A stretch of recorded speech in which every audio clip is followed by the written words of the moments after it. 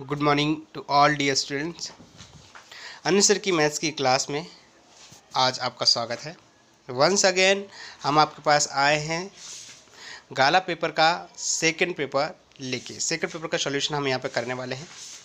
गाला का फर्स्ट वाला paper already solve है, हमारे गाला के अंदर ऑलरेडी गिवन है, इसी वजह से हमने वो आपको नहीं करवा रहे हैं। लेकिन यहाँ गाला का जो पेपर क्वेश्चन पेपर नंबर 2 है उसे हम लोग करने वाले हैं। Student, without wasting our time, let's start our section number A. In that, answer the following question as per instruction given. ये हमारा टाइटल है और उसमें पहला क्वेश्चन है state whether the following statements are true और फॉल्स। तो हमें चेक करना है कि कोई स्टेटमेंट ट्रू है या फिर वो फॉल्स है। तो first question, the 3 is the one of the zero of the polynomial p of x equal to X square minus 8x plus 15। आप देख सकते हैं स्टूडेंट्स यहाँ पे ये हमारे पास पॉलिनोमियल है x square minus 8x plus 15। अब दूसरा का यहाँ हमें चेक करना है कि 3 इसका पॉलिनोमियल है या नहीं। तो इसके 3 इसका जीरो है या नहीं। तो आपको क्या करना है, जस्ट जहाँ जहाँ भी x दिख रहा है वहाँ आपको 3 रखना है और 3 रखने के बाद अगर उसका सॉल्यूशन करते समय वो जीरो आता है then definitely you could say 3 is the zero of the given polynomial. तो यहाँ देखो हमने 3 लिखा है, 3 का स्क्वायर, क्योंकि ये हमारा स्टैंडर्ड इक्वेशन है एक्स स्क्वायर, तो 3 के ऊपर स्क्वायर हो जाएगा माइनस 8 x की जगह फिर 3 लिखेंगे plus 15।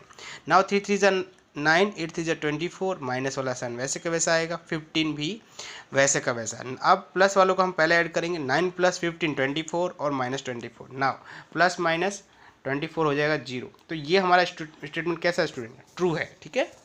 Now we have another question, to equation x square plus 5x plus 8 equal to 0 has no real roots. Students let me recall to you, हम कब किसी भी इक्वेशन के रियल रूट होते थे या फिर उसके नहीं हैं या फिर वो इसके इक्वल रूट है, वो किसके बेस पे कहते थे, वो डिस्क्रिमिनेंट के बेस पे कहते थे स्टूडेंट।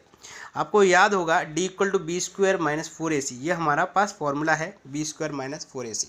इसी का अगर वैल्यू जीरो आता है तो इक्वल टू जीरो आता है तो उसके रूट्स इक्वल होते हैं, लेस देन जीरो आता है तो उसके नो रियल रूट होते हैं, और अगर वो ग्रेटर देन जीरो आता है तो वो होते हैं रियल जीरो। तो लुक एट हियर, यहाँ पे हमने सॉल्यूशन किया, लेस देन जीरो आ रहा है। इसका मतलब क्या हुआ, लेस देन जीरो है, इसका मतलब हुआ कि इसके रियल रूट इसके जो रूट होंगे वो रियल नहीं होंगे, तो लिखा है नो रियल रूट। तो ये ट्रू एक स्टेटमेंट है। Now question number 3, what is written? I am going to read out for you. The decimal expansion of 123 upon 250 is non-terminating recurring. तो स्टूडेंट्स इसके अंदर जो ये स्टेटमेंट है नॉन टर्मिनेटिंग पे हम ज़्यादा फोकस करने वाले हैं और रिकरिंग। पहले तो इसका मतलब समझेंगे। रिकरिंग का एक्चुअली मीनिंग होता है रिपीटिंग होना, राइट। 2 2 2 2 वो जो रिपीट होता है या 2 या 3 या 4 बार, उसी को ही रिकरिंग कहा जाता है। और नॉन टर्मिनेटिंग का मतलब क्या, कि अगर कोई टर्म है जो कॉन्स्टेंटली एक ही बार रिपीट हो रहा है, जैसे कि मैंने कहा था 2 2 2, तो 2 2 2 2 बस करते ही जा रहा है, जाता ही जा रहा है, जाता ही जा रहा है, वो एंडिंग नहीं होता है, उसी को कहते हैं नॉन टर्मिनेटिंग, ठीक है। तो नॉन टर्मिनेटिंग रिकरिंग अगर ऐसा होता है या नहीं वो हमें चेक करना है। तो यहाँ हमारे पास क्वेश्चन दिया था 123/250। तो स्टूडेंट्स यहाँ पे हम क्या करेंगे कि 250 का फैक्टराइजेशन हमने देखो कर दिया है। 250 आप देख सकते हैं 2 से डिवाइड करेंगे, 5 से करेंगे, 5 से करेंगे, तो फाइनली आप देख सकते हैं कि यहाँ पे हमारे पास क्या आया, यहाँ लास्ट में 1 आ गया। तो यहाँ देखो आप स्टूडेंट्स ये वाला, यहाँ पे मैंने जो भी हमारे पे फैक्टर आए वो हमने लिखा, ठीक है, आप देख सकते हैं। अब देखिए यहाँ पे 2 1 टाइम है और 5 कितने बार आया, 5 3 बार। तो स्टूडेंट्स ओवरऑल आपको याद दिलाऊं कि अगर मुझे नीचे फॉर्म 10 करना है तो 2 और 5 होना चाहिए, मतलब 2 भी 1 टाइम होना चाहिए और 5 भी 1 टाइम होना चाहिए, राइट। तो यहाँ पे अगर मुझे 10 बनाना है या फिर मुझे 100 बनाना है या फिर मुझे उसको 1000 बनाना है, तो उतनी 1000 बनाना है तो 3 जीरो है, मतलब 5 3 टाइम होना चाहिए और फिर 2 भी 3 टाइम होना चाहिए, तो ही वो 1000 बन सकता है। तो मैं क्या कर रहा हूँ कि इसको 1000 बनाने की कोशिश कर रहा हूँ। तो अब देखो मुझे अगर 6 2, ये ऑलरेडी 5:3 2:1 है, तो 2 की पावर 1 है, तो मैं क्या कर रहा हूँ 2 की पावर 2 ऐड कर रहा हूँ। उससे क्या हो जाएगा कि भाई ये पेयर में हो जाएगा, 5 की पावर भी 3 हो गई, 2 की पावर भी 3 हो गई, तो क्या हो जाएगा ये 1000 हो जाएगा। जैसे कि 10 है तो 10 में आप याद करो 2 की पावर 1, 5 की पावर 1, 1 1 होता था, तब एक बार 0 है, तो 3 बार यहाँ पे है, इसका मतलब क्या होगा, इसके अंदर 3 0 होंगे। तो आप देख सकते हैं ये मैंने 2:2 यहाँ किया है, नीचे अगर डिनोमिनेटर में करते हैं तो हमें न्यूमरेटर में भी करना पड़ता है। तो आप देख सकते हो 2:2 मैंने ऊपर भी किया है। नाउ फाइनली 2:2 जो होता है 4 होता है और नीचे यहाँ पर 2:3 और 5:3 कर दिया, तो फाइनली वो हो जाएगा 1000 और ऊपर आप 4 से मल्टीप्लाई करेंगे तो 492 आएगा। जैसे ही आपने डिवाइड किया आपको आंसर मिला 0.492। तो ये क्या हुआ, ये जो है वो आप देख सकते हैं टर्मिनेटिंग है, ठीक है, इसको टर्मिनेटिंग कहते हैं। तो ये टर्मिनेटिंग हो गया, ख़त्म हो गया, राइट, और रिकरिंग भी नहीं है। तो आप देख सकते हैं ये टर्मिनेटिंग हो गया और इसमें लिखा था ये नॉन टर्मिनेटिंग है। तो ये जो स्टेटमेंट है वो कैसा होगा, फॉल्स होगा, ठीक है, अंडरस्टूड। चलो अब हम लोग वापिस अब जो नेक्स्ट क्वेश्चन है वो 4, वो क्या है, the graph of 5y + 7 = 0 is a line parallel to the y axis. Students क्या कहा है कि ये जो हमारे पास इक्वेशन है 5y + 7 वो पैरेलल है किसकी, y एक्सिस की। तो चेक करेंगे 5y + 7 = 0। जैसे ही 5y लिखा हमने +7 अदर साइड जाएगा, sign will be change and 5 is here the multiply in multiple, so 5 will go in denominator. तो आप देखो ये -7/5 है। अब इसको मुझे क्या करना है, मेरे जो अपना कार्टेशियन जो हमारा ग्राफ होता है वहाँ पे मुझे इसे शो करना है। तो ये हम देखते हैं, ये हमारा क्या है, y एक्सिस इधर, और ये हमारे पास x एक्सिस है। तो ये y एक्सिस पे आप 0 1 2 3 लिखोगे, नीचे -1 2 3 4 लिखोगे। जैसे ही -7/5 आया, 5 से आप इसको डिवाइड करना है। क्यों कर रहे हैं, क्योंकि हमें एग्जैक्टली पता चले कि इस पूरी नंबर लाइन पे ये y की जो नंबर लाइन है उसमें कहाँ पे ये आएगा। ये पूरी हमारी y की नंबर लाइन है। तो देखते हैं y = -1.4 आया। तो देखो स्टूडेंट्स 1 के बाद ही ये 1.4 आएगा। जैसे ही 1.4 वहाँ पे मैंने क्या किया, यहाँ पे देख सकते हो आप, मैंने ये लाइन कर दी है, दिख रहा है आपको, ये लाइन दिख रही है, ये वाली लाइन। तो अब ये देखो पैरेलल किसकी हो गया, वो पैरेलल x एक्सिस की हो गया, अंडरस्टूड। तो वो तो कह रहा है y एक्सिस के है, तो ये फिर से आगे ये हमारा जो होगा वो कैसा होगा, वो होगा फॉल्स स्टेटमेंट हो जाएगा। ये क्या हो जाएगा, वो हो जाएगा फॉल्स। अब देखते हैं स्टूडेंट्स नेक्स्ट वाले क्वेश्चन को हम करेंगे। इसमें 5th नंबर का क्वेश्चन है, उसमें क्या लिखा है, x + y = 8। देखो क्वेश्चन में क्या पूछा क्या है, पहले तो वो देखते हैं। तो वो फिल इन द ब्लैंक है और वहाँ पे the area of triangle formed y the x axis and y axis and the line represent x + y = 8 dash square unit. मुझे क्या करना है, इसको मुझे सॉल्व करना है। x + y = 8 है, तो इसके अंदर कितना स्क्वायर यूनिट आएगा, मतलब इनका सॉल्यूशन कितना होगा, क्योंकि एरिया है।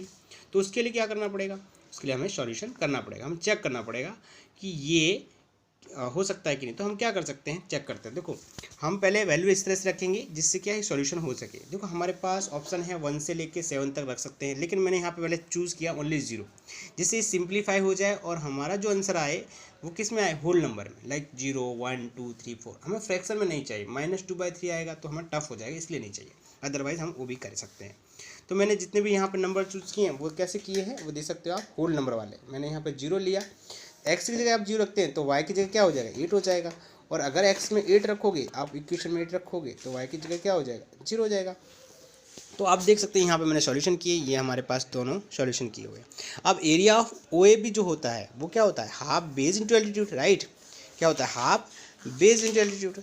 तो देखो बेस हमारा क्या हो जाएगा, यहाँ पे आप ये 8 है तो बेस हमारा, क्योंकि ये तो हमारे पास ये जो लाइन है उसका ही सॉल्यूशन है, क्योंकि आप इसके अंदर 0 1 2 3 रखोगे तो आपको ये पूरी लाइन मिलेगी। तो आपके पास बेस क्या है, यहाँ पे बेस आपको मिलेगा 8, यहाँ से ये आपका बेस होगा। और ये ऊपर वाला जो है वो आपका क्या है, वो है आपका हाइट। तो हाइट भी हमारा 8 हो जाएगा और बेस भी क्या हो जाएगा, 8 हो जाएगा। देखो हमने क्या लिखा है, 1/2 बेस इंटू हाइट। तो 1/2 और 8, देखो 8 हमारा ये बेस था और बेस ही हमारे पास हाइट भी 8 है। तो सिंप्लीफाई करो, 2 1 2, 2 4 8, 8 4 32। 32 क्या, अगर जो यूनिट नहीं दिया है तो स्क्वायर यूनिट है ना, स्क्वायर यूनिट हो जाएगा, अंडरस्टूड। तो ऑप्शन इसमें से कौन सा है वो आप चूज़ कर सकते हैं, वहाँ आपके पास बी ऑप्शन है ना, वो आपका सही होगा, अंडरस्टूड। देख सकते हैं 64 है, 32 दिया है, 16 दिया है, तो 32 इज़ द राइट आंसर होगा हमारा, ठीक है। चलो हम लोग नेक्स्ट क्वेश्चन करेंगे, ठीक है, क्वेश्चन नंबर 6 करेंगे। तो ये पहले हम लोग इरेज कर लेते हैं सब हमारा, हम लोग टर्न करते हैं नेक्स्ट पेज की ओर। Question number 6, the decimal expansion of this 31013/6250 has dash decimal places 3 4 5। तो स्टूडेंट्स आप देख रहे हो 3 4 5 कितना, इसमें जीरो के बाद कितने डेसिमल के बाद कितने उसमें डिजिट होंगे, उसके बाद डेसिमल होगा। ये हमारा रियल क्वेश्चन है। तो उसके लिए क्या करेंगे, पहले तो हमने हमारा जो ओल्ड मेथड है कि हमें पहले फैक्टराइज कर लेना है, तो मैंने कर दिया। 5 कितनी, ओके स्टूडेंट, तो देखें यहाँ पे ये थोड़ी यहाँ से मिस्टेक हुई है। यहाँ पे हमने डिवाइड किया है 5 2 से डिवाइड किया तो 3 1 2 5 आया है, आप देख सकते हैं। दूसरी बार अगर हम 5 से करते हैं तो 1 2 6 2 5 आया। उसके बाद थर्ड स्टेप में जो 5 के बाद डिवाइड किया तो यहाँ 125 आना चाहिए। स्टूडेंट देख रहे 25 लिखा है, वो एक मिस्टेक हो गई है, मैं करेक्शन कर दूंगा बाद में। तो 125 आएगा, फिर 5 से डिवाइड करेंगे हम लोग तो फिर वो 25 आएगा, फिर से 5 से करेंगे तो ये 5 जो है ना वो 5 टाइम है, ओके, और 2 1 टाइम है, तो हम 2 को 4 टाइम और एक्स्ट्रा मल्टीप्लाई करेंगे।